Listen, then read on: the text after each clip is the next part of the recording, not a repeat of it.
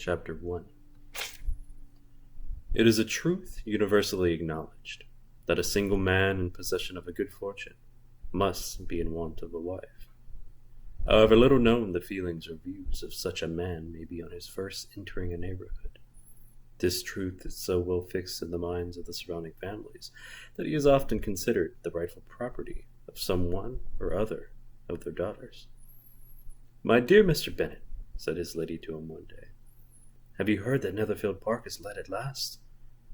Mr. Bennet replied that he had not.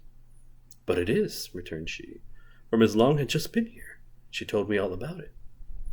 Mr. Bennet made no answer. "Do you not want to know who has taken it?" cried his wife impatiently. "You want to tell me, and I have no objection to hearing it."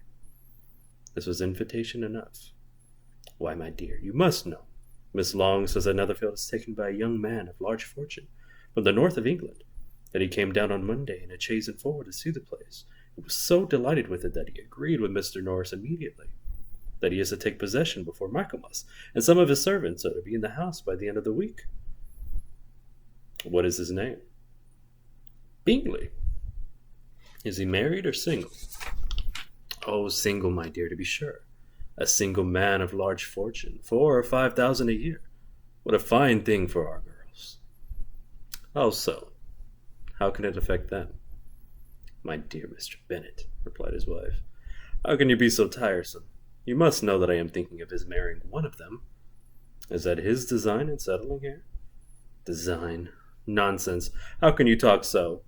It is very likely that he may fall in love with one of them, and therefore you must visit him as soon as he comes."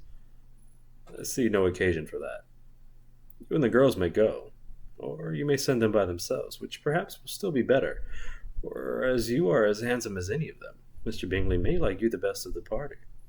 "My dear, you flatter me.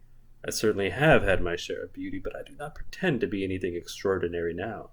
When a woman has fine grown-up daughters, you ought to give over thinking of her such beauty. In such cases, a woman has not often much beauty to think of.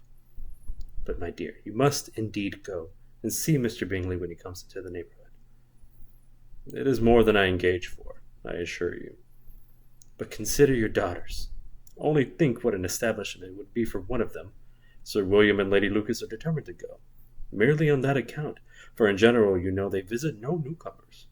Indeed, you must go, for it would be impossible for us to visit him if you do not."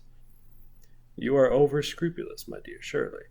I dare say Mr. Bingley will be very glad to see you, and I will send a few lines by you to assure him of my hearty consent to his marrying whichever he chooses of the girls. Though I must throw in a good word for my little Lizzie." "I desire that you would do no such thing. Lizzie is a bit better than the others, but I am sure she is not half as handsome as Jane, nor half so good-humoured as Lydia. But you are always giving her the preference." "They have none of them much to recommend them," replied he.